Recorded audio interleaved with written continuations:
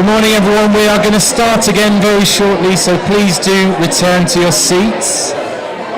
Yes, sit down, that's right.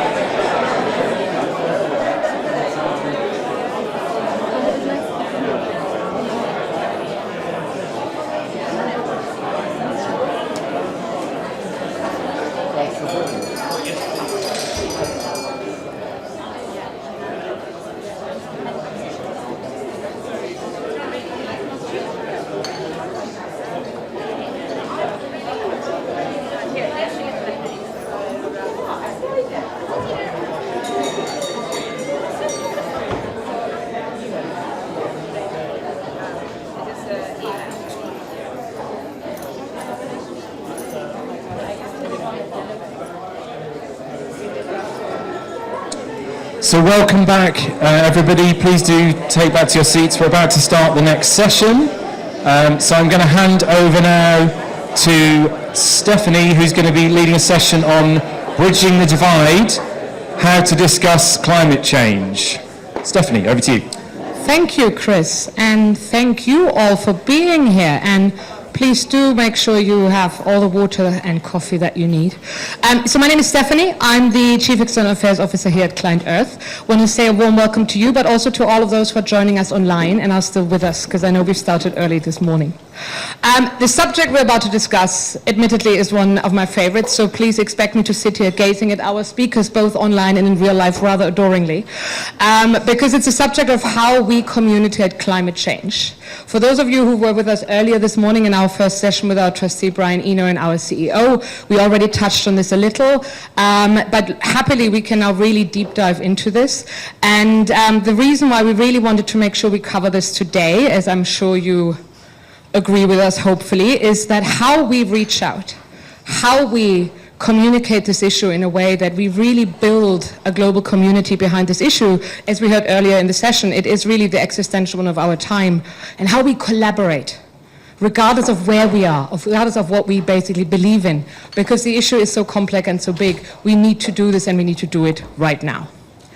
Arguably, we have work to do. So that is why, and clearly I'm not the one who you should be hearing from on this issue. This is why we've gathered our panel here today, and I'm so glad they're both with us in real life and online.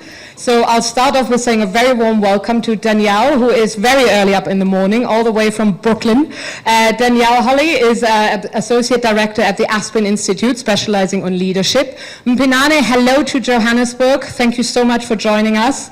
Mpinane is an expert on radical collaboration, which I'm sure you all agree is definitely a subject we want to touch on, and works for Rios Partners. And with us here in the room, I'm delighted to welcome Rachel. See, I knew I would do this. Rachel right to my right, and of course Ben also, who's joining us here.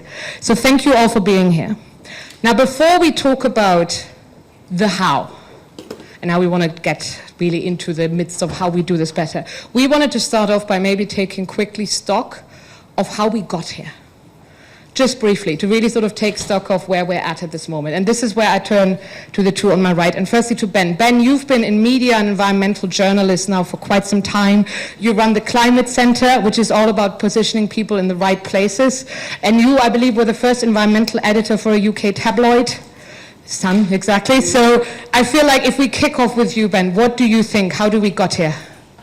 Oh, firstly, thanks very much, Stephanie. It's great to be here, and if you'll allow me, I'll sort of concentrate on a UK perspective, because I know Danielle and Mifani particularly will have the international expertise on this.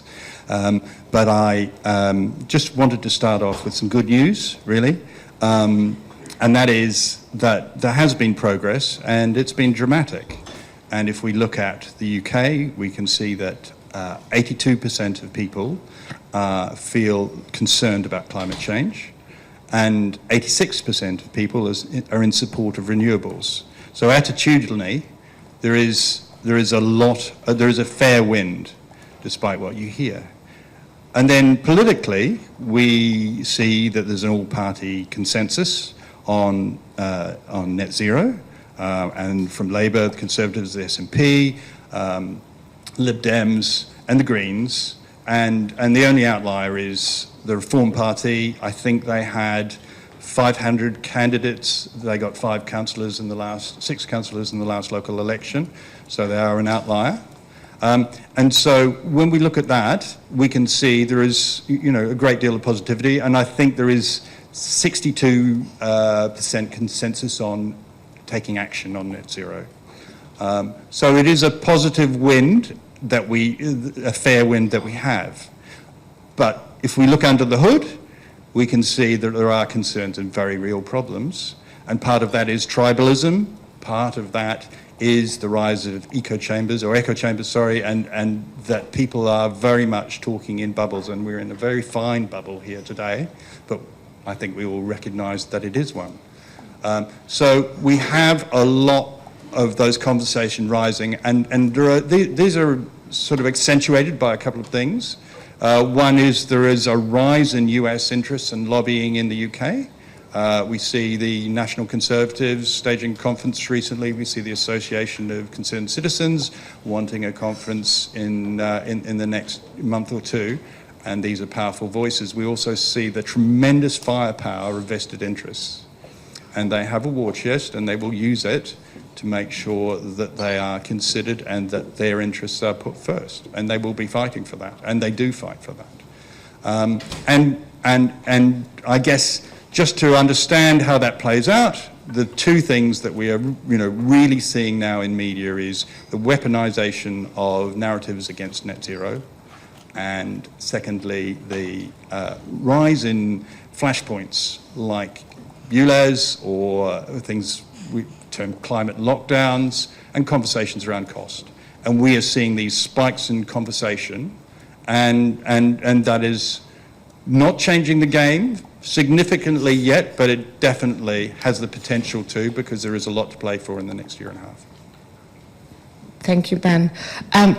Rachel, CEO of Climate Outreach, thank you for being here. Given what you do is also advise others on how to tackle some of the issues you've just touched on and how we can talk about it in a way that actually addresses some of it. What do you think? Thank you. Hang on, that works. Yes. Thank you, and thank you very much for inviting us here today. So I think, kind of building on a lot of what Ben has said, I think a lot of the focus for people working in climate is what I would call the kind of 20% of people, the kind of activists. That's our kind of climate bubble. And quite rightly, we're also thinking quite a lot about the 20% who are the potential threats, again, as Ben has just outlined. And I think what we need to think a lot more about is the 60% of people who don't fall into either of those categories. And actually quite a lot of Climate Outreach's work in the 20 years that we've been set up has been trying much more deliberately to think about some of those groups of people and to meet them where they are when they're thinking and talking about climate change. I think a lot of our research would say that we still think about climate communications from a kind of information deficit model. So we assume that what people need are more facts and more information. They don't. Most people engage with climate based on their values and their view of the world. And I think we need to be much more deliberate and more thoughtful about thinking about, well, how do we engage with people from those perspectives then? What are the things that matter in people's lives? What are the things that are most important to them? And how do we start all of our conversations about climate from there, rather than the things that we are so passionate about and we think is so important? I'm quite new to Climate Outreach. I've been in post about 4 months, and when I look back at some of the research that we've done, I think the most fascinating things are things like when we went to Alberta and talked to people working in oil there about what climate meant to them and about what a just transition would mean for them. When we went to people living in Wales and who'd been working in the coal mines and said, what does climate mean to you and how does the economy changing affect your lives and your families, and listen to them. And I think we need to be much more deliberate and more ambitious about reaching different groups of people, but meeting them and starting from where they are. Already listening to you, I'm like, yeah, I keep giving people evidence and stats. That's not going to work, is it? Thank you. And Danielle, I saw you nodding vigorously as Rachel was speaking. So if we maybe go to you.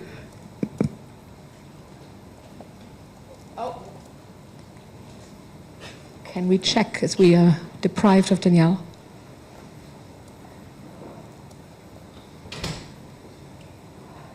There is a mute sign.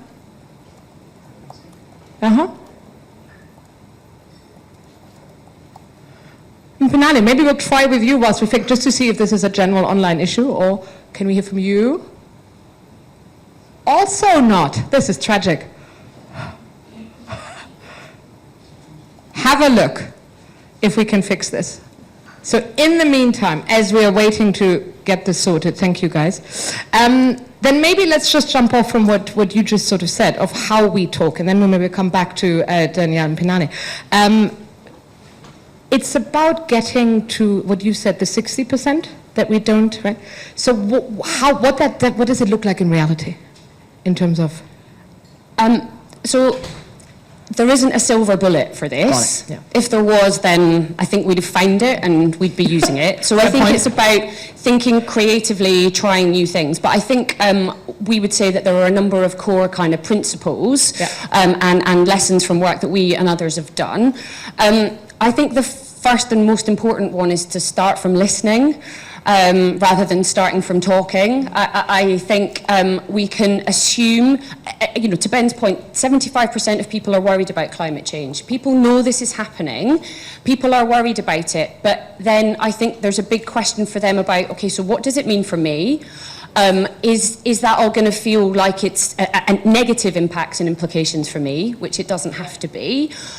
Where can I see myself in this story? I think there's something really important about how do we help people imagine a future that is low carbon, but that is really great for them and for their families and from their communities. And I think the other core principle we need to think about are who are the trusted messengers. For a lot of people, kind of climate activists, maybe people sitting in this room, aren't the trusted messengers that they're going to listen to on climate. Climate Outreach has done quite a lot of work on who those trusted messengers could be, but actually it's about working with them and activating them in some of those other communities rather than thinking that we are always going to be the spokespeople that people are going to listen to. That makes sense, thank you. And speaking of listening, let's try this one more time with feeling. Danielle, we'll try first with you. How is that? Can you hear me? Yes, wonderful. Hey. It wouldn't be a hybrid post-pandemic conference without a little technical trouble. So true. Thank you, Danielle. So just to come back to how we got here, Danielle, we'd love to hear from you. Yeah, I'll just build on what Ben and Rachel said. I was nodding vigorously. I think there are two things that I would call out. And I'm coming from, of course, a perspective and being in the United States, and we do this particularly terribly. The ways in which our private sector run, and our public sector, the government runs, is not fully representative of what the population thinks we should do. And to Ben's point, we have a majority of people in the United States that think that we need to deal with climate change and we need to deal with it more quickly. But the private sector is still really driven by shareholder returns, and the government is driven by electoral politics that doesn't represent that point of view. So I think there's some real systemic underpinnings to closing that gap between what people really want and think and what our systems do. The second is a lack of inspiration in storytelling. There was and this is to Rachel's point, there was a fantastic article in The Guardian recently by Rebecca Solnit, who talked about the lack of inspiration in sustainability storytelling, and that we come at it from a deficit mindset versus an inspiration of what has already been done and what's possible to do. So I'm getting a little bit to the how do we get out of it, but I do think that we're so good at storytelling in so many other places, but not here, not yet. Thank you, Danielle. Pinani, we would love to hear from you. Thanks, Stephanie. Yeah, I want to build a little bit on what Danielle was just saying, and it's about sharing hopeful stories. We're not doing enough of that, and I think an impediment is at the speed at which we're required to move in order to adequately respond. It's incredible, and it requires quite a systemic approach. And we see coalitions and campaigns and partnerships and platforms and alliances, and they made incredible headway, but in aggregate, we're not quite able to see big enough or fast enough results that achieve this economical and societal transformation that's necessary for a safe and just future. So people have multiple different ideas about what actions are required to take, like Danielle just said, and which pathways they should take. And some are aligned, some are contradictory, and some are completely opposed. But now we get stuck in that conflict that's impeding the advancement of our climate movement with the requisite speed, scale, and justice. And I think it doesn't have to be like that. Thank you, Mpanana, and what a perfect opening. It doesn't have to be like that. So if we can maybe stay with you, because I know you've done such great work on radical collaboration, you've done it on issues which are deeply complex. So what can you tell us about how do we get to a point where it isn't like that? Yeah, I mean, many more diverse people and organizations simply need to come together and collaborate, and many more will be willing to if they start to believe that their efforts and their results that they're producing are fair, and that justice is not going to be sacrificed for speed and scale, which is the tension here often. And we do not have time for this incremental change. We keep getting stuck, and we don't need to really reinvent the approach. And the climate crisis really demands that we go faster and further and fairly. In Rios and the radical climate collaboration approach, it emphasizes the need to engage in 7 practices. And I think the most relevant to what we're talking about today is building collective power. So climate action collaboratives, they require collective power to play their role in effecting systemic transformation. And this is going to require bringing together the different types of assets that each role player can contribute: authority, money, technology, followers.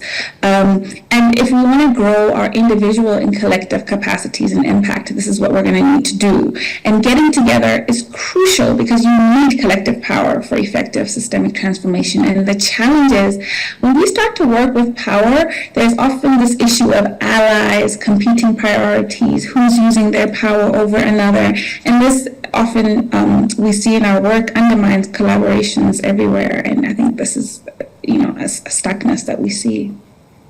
Thank you, Mpanane. And talking of that sort of power issue and also collective action, Danielle, I'm keen to hear, because I know at the Aspen Institute you work with individuals, but also you work with a wide range of big corporations. What are sort of your reflections on the question of how we do this differently? It really does start with the individual leaders in my mind, right? Companies are made up of people that are pushing in sometimes the same direction, sometimes in different directions. And I really do think that some of the radical collaboration that we're talking about requires a new set of skills and a new set of skills within companies around powerful storytelling, as we've been talking about, around influencing without authority, around really understanding where people are coming from, what I call kind of executive listening, which is a skill that's really underutilized, where you can really listen to understand, not listen to debate. And I've just recently, in the context of one of the leadership programs that I run, we read a book by Amanda Ripley called High Conflict. I don't know if the group has heard of it, but it's a fascinating look at how debate and conflict develops a life of its own. And the conflict becomes about the conflict itself, not about the substantive issues underneath. And breaking through that and really listening and getting back to the substance of the issue, you realize that most people agree. I think it's something like 70 to 75% of issues people agree on, and it's the margins that we focus on, the conflict that we focus on. So it's a simple answer, but I really think it's a big part of it is just really listening to understand. Thank you, Danielle. And if I maybe can turn to the two of you, I'd be keen to hear. Ben, what do you think? Yeah, I heard Rachel say the words trusted messengers, and I'm kind of interested in untrusted or untrustworthy messengers, specifically the media. And I think that it's very key that we engage with them really in a dynamic way over the next year or two. They say keep your friends close and your enemies closer, and I really do think that we need to think through how we work with the media. I think NGOs particularly are very shy and maybe more confident in print. We certainly, as a team, work with broadcast, and we see that there is a real gap, a real opportunity for people to speak out and engage with media. And I think we all know the media has their own agenda, and that they won't always represent us fairly, but I don't think that is enough of a reason to engage, not to engage. And one of the things that I think we need to think and appreciate is that the media have a role, and that role is to inquire and to kick the tires of everything. They are, by nature, having been one, deeply suspicious of plans and projects. They don't like sort of orthodoxies, particularly new ones, and their inboxes fill up on a daily basis with people telling them this is going to be a social movement, this will be a great thing for humanity, and they have to reserve the right to ask the questions, and also ask the questions on behalf of people who won't benefit. And we have to have those answers and be ready for them. And I think it's a really, really key point that we need to be able to engage in broadcast in an area that we are not particularly savvy with, and upskill quickly, and also go to those channels and those places who will ask hard questions and be prepared to come up with the answers and engage in debate. And because otherwise there's no progress at all. So that would be my thing. And I'd also maybe just add to that we have to engage with humility, because we're asking for a big social transition, and it's government-led. There are a lot of things in play. There are heat pumps, there are electric vehicles, there's massive industrial change and subsidy, and not everything, let's be honest, is going to work. Not everything is going to play out the way we think it is. 10 years ago, we saw the government act on climate change by encouraging people to buy diesel vehicles, and it was an utter disaster. You know, it was well motivated, but it was the wrong thing to do. And so we do have to acknowledge that we are not going to have right on our side all the time, and we will have to change and adapt if we're going to get things right. Thank you, Ben. And if I can just do one quick follow-up to what you just said. We also have found, and this speaks also to your point about trusted advisors, that you're absolutely right, media should kick the tires, but we found a lot of people are quite scared of backing the message, and especially when they are not coming from our world, especially when they don't feel they have all the facts and the evidence, because you so quickly, if you're the first one out the door to maybe say something, you do get quite vitriolic backlash occasionally. Are there any thoughts in how, for example, someone like us, who is trying to sort of send out different messages out there, but who feel very much the heat of when they maybe say something, and it's often the argument of hypocrisy. Your lifestyle isn't right. Your way of your way of doing business isn't right.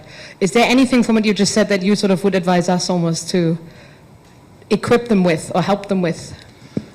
I mean, there's an acknowledgement that we haven't all got heat pumps, we haven't all got electric cars, but we can see that areas of change where there are positive developments, and I think we also have to talk from personal experience. Nobody really complains about electric bikes, and yet throughout London, young people are delivering food and drink every day, hugely entrepreneurially, all across London, and nobody really remarks on it. Nobody pushes back on it. We have pedestrianisation in parts of our central cities, which is wonderful, and so we have to justify what is the vision we're investing in, and not just respond to the negative, and invest in what we want, and not necessarily play on their ground all the time. You have to argue for what you want. You have to justify it. But let's be clear. There's big social cost, And we need to be compassionate. We know people will be left behind. We have to think through that, and we can't rise above that criticism. Thank you, that's super helpful. Rachel, also given what you do at Climate Outreach, working with such a wide range of organizations across the board, and I know you're also helping them to tell stories, as we heard earlier, very absolutely key. How do you look at this in terms of how we tackle it further going forward? And what have you seen so far from the people you work with? What do they struggle with? So I think, so Climate Outreach was set up 20 years ago, and a big objective of our founders was about raising awareness and education. And I think, I don't think that job is done, but I think we've done, a huge amount has changed in that time. The really interesting discussion I think that we're kind of having in Climate Outreach is this: how do we turn that concern into action? And actually that's a lot of the conversations we have with partner groups, with community groups, with local authorities, housing associations. People know about this and they're worried about it. So how can we help them with what is next? What are the things that individuals can do kind of in their own lives? But how do we help people understand kind of the power that they have in their wider communities, in their kind of wider spheres of influence? And I think part of that is talking to people about what some of those actions are and what they look like. Part of it is equipping people to talk more about this. So I think whilst 70-80% of people in this country say they know about climate change and they're worried about it, they don't think that's true of other people. So they're kind of worried about having the conversation because of this misperception that they have a worry or a concern that others don't share.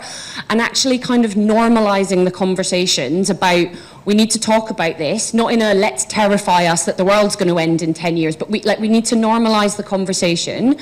We need to normalise talking about the fact that we're trying to rewire our entire global economy and the way our lives work and the way we interact with each other.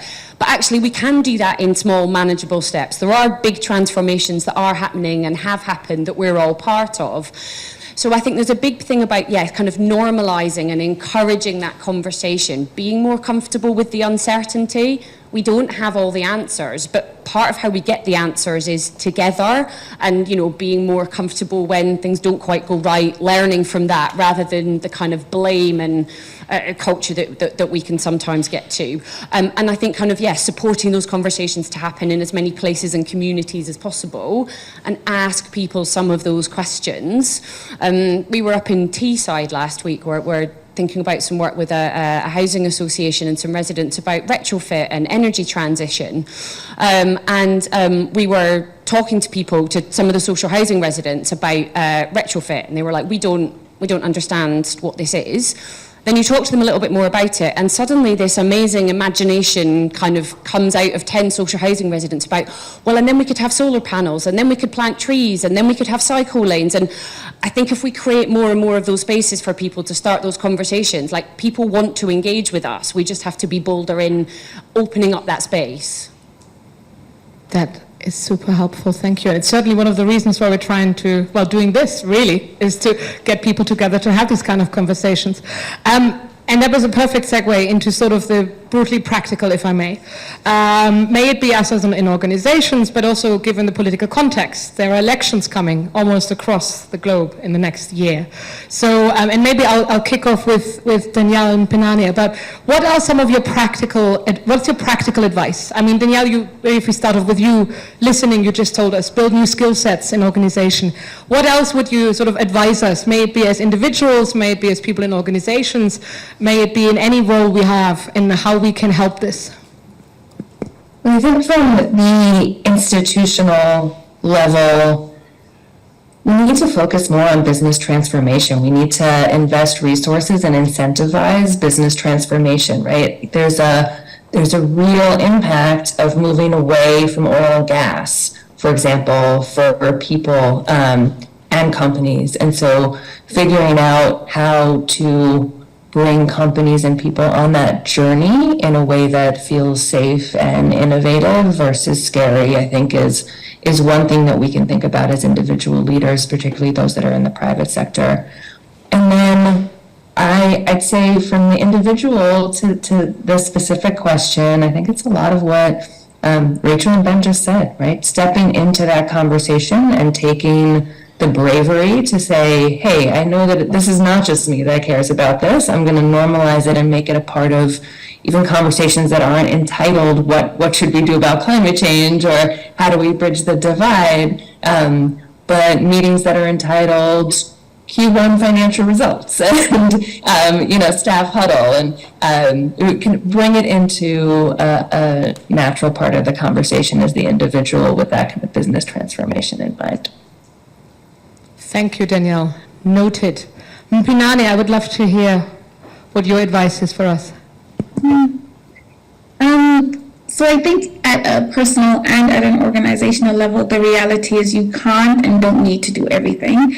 Just look at what others are doing and see what's most useful or role you can play in that collaboration and play a part in your own connection with existing efforts.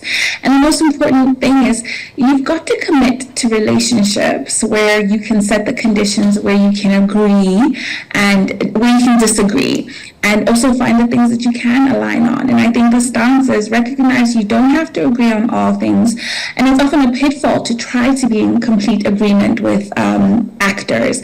Bringing people together, we often find that you're really looking for identifying common strategies, and because they're situated in different contexts, actors usually have different perspectives about how to address any challenge, including climate. To have the same strategy is the lowest common denominator and can sometimes be so vague.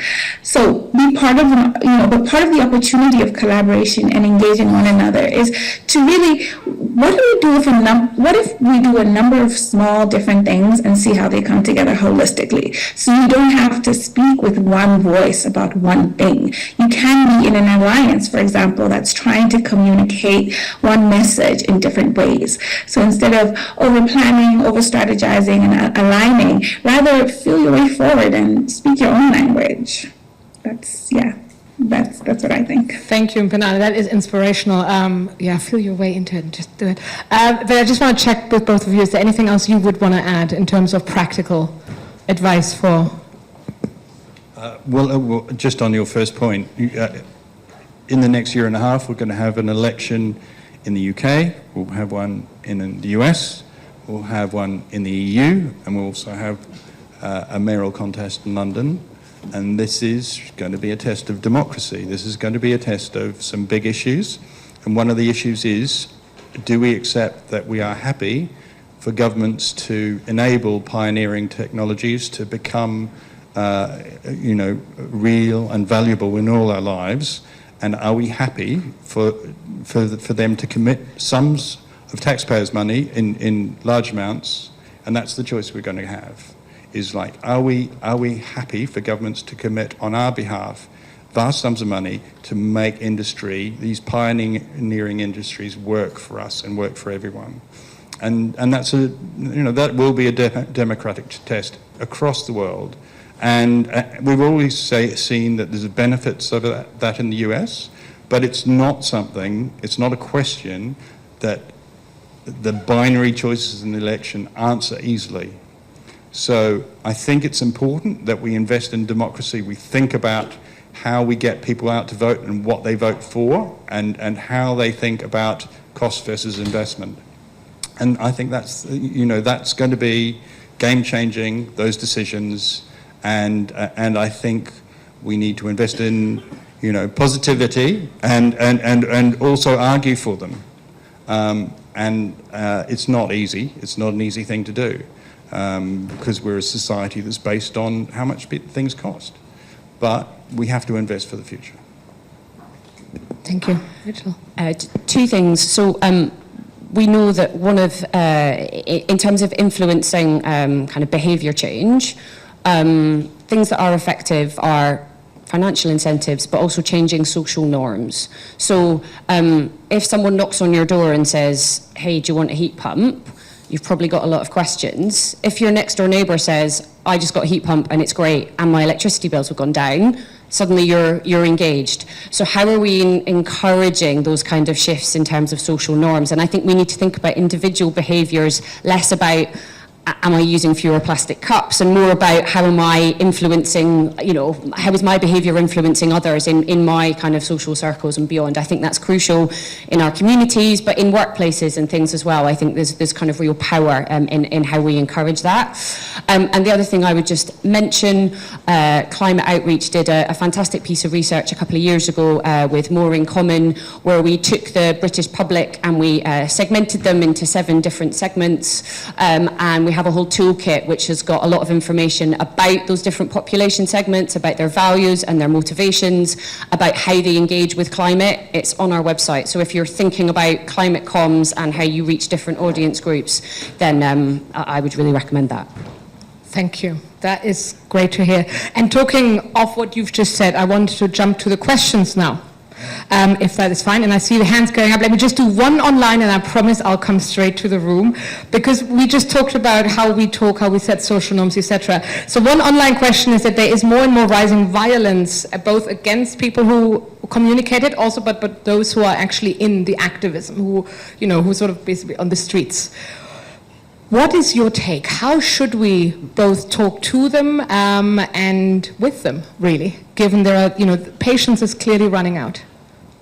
And I welcome contributions from either Danielle and Penane or from either of you. So I'll see whoever has their hand up first.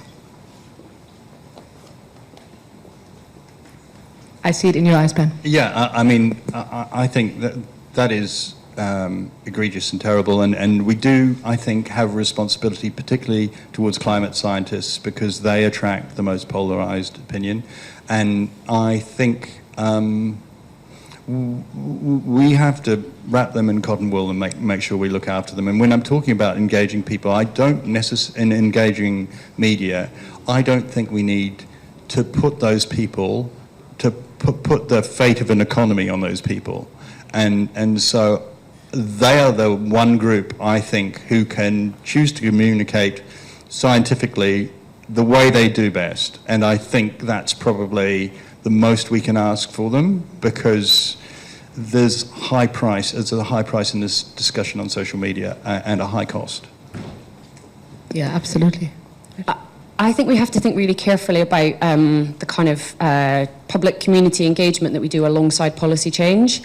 And when we don't do that effectively, I don't think the policies can succeed. I don't think you can, kind of give good PR to bad policy, but equally, I don't think you can implement great policy unless people buy into it and people believe in it.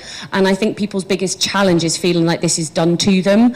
I think if people feel like the changes that we're making are done with them, then there's much, much more chance that they're going to succeed. Yeah, that makes complete sense. We have questions in the room, so Penane, Danielle, I might just jump to them to see. We have, two here. The microphone is coming. Thank you all.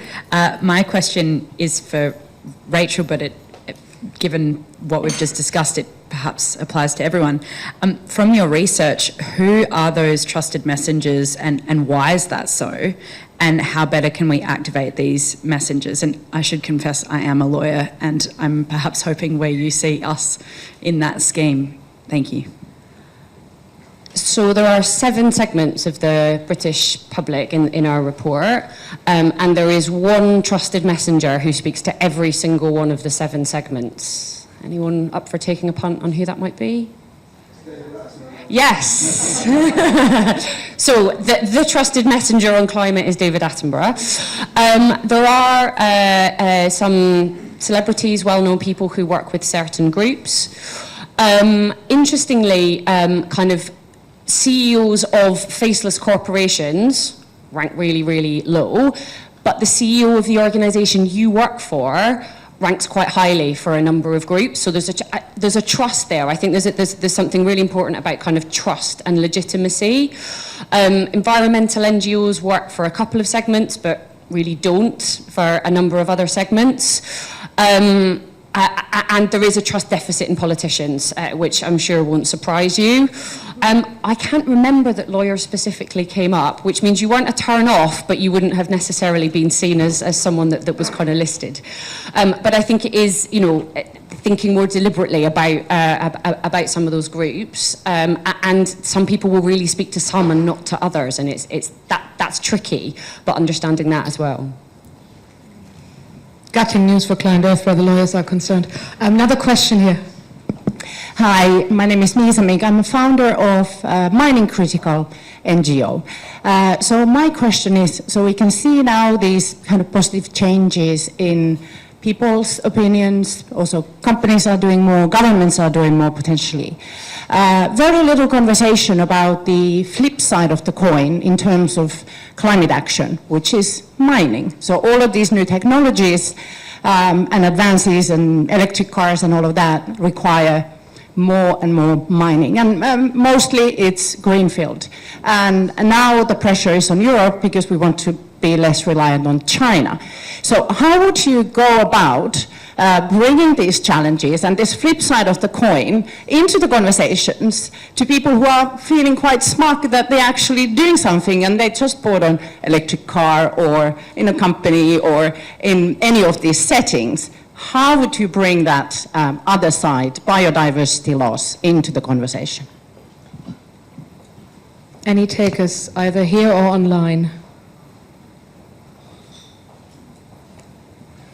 Yes, Ben's going for it. I think there are huge challenges there. I agree. I mean, not least also in the human rights abuses of that chain. And if you're going to depend on any industry, you're going to need to know that that industry is ethical and it's working well. I think there are changes in terms of battery technology, and it's very fast emerging. So I think we can probably expect that there will be some evolution in how and what we mine and how we mine it. And also, it does challenge the UK a lot for us to lead the way where we don't have these resources. I think there is something here where the people and companies we are going to have to work with are on the other side of the conversation too. And, you know, because they know they have the technology to do this. I mean, it's not only nature where, in terms of mining, it's also, we have the question about planning, which is starting to raise its head here, is on, in terms of how many pylons, if we have a 12-year queue to bring renewable assets online, which we do currently, how many pylons are we prepared to accept? We've built one onshore wind turbine in the past year. There's something like 4,000 years of planning system to get through to the amount of onshore wind we need. How many of those are we prepared to have? So, you know, I think there are some things where we can agree we need to build a house, and then actually when we come down to the details of the discussion, we're going to find people are, you know, there is going to be NIMBYism and we're going to have concerns, and those arguments aren't going to fall in a really simple way for us, and we just have to, you know, understand that you can't, there's not a right side all the time, I think, and we also have to understand the conversations around mining. I don't think they're fully exposed yet in terms of, you know what that supply chain looks like. I think it's very muddy indeed. Thank you. And there's a question online that I also wanted to come to briefly, and especially in hold on, Panali, you had the hand up. Don't hold back. Come on in. Stephanie, I just wanted to sort of double tap on what Ben just shared around there is no linear or predictable advancement that we can sort of pin down. And I think the key is to bring everyone to the table. And usually when you bring all players, even the players on the other side, you're able to make real headway as long as you're not advancing in a way that's quite linear or definitive or decisive. Thank you. And since we're with you, can I maybe first throw this question also to you online? What advice does the panel have for communication professionals who want to build greater cohesion and advocacy within their organization and start there? What advice do you have for them? Yeah, I mean, I'm an advocate for this, but I really believe that sharing hopeful stories is the key. People usually don't like to be told what they must do, so share stories that your allies understand and want to be part of. People around you want to be part of. People really need narratives and maps about where we are and where we're trying to get to, and I think it's important to share stories of success and failure that help advance our work. Thank you. Danielle, is there anything you would add to that? I would add that one of the things that we talk about with our communication leads is find your skeptics and find your co-conspirators. Incredibly important to understand what the pushback to your message or what's unclear about your message. So within the company, find those departments, those individuals, those employees that are least likely to believe it out of the gate and make sure to incorporate it. Excellent advice. Is there anything you would add? No. Well, this is perfect, and we're running out of time. So I'm also going to call it here, and I just say a massive thank you. That was such a nice way to end. I'll say first a thank you to both of you dialing in from afar. And Penane, Danielle, thank you so much for the thoughts, the inspiration, and your time today, and also to both of you for coming here and making time for us. This has been hugely helpful, but clearly the conversation is only starting. There is much more to do, and I want to thank all of you for being here and for listening.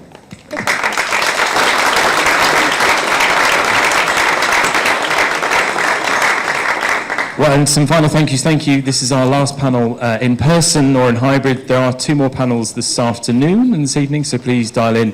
But thank you all so much for joining us here and joining us online. Thank you for this session. It's been a great way to round off what's been a fantastic morning. So thank you all.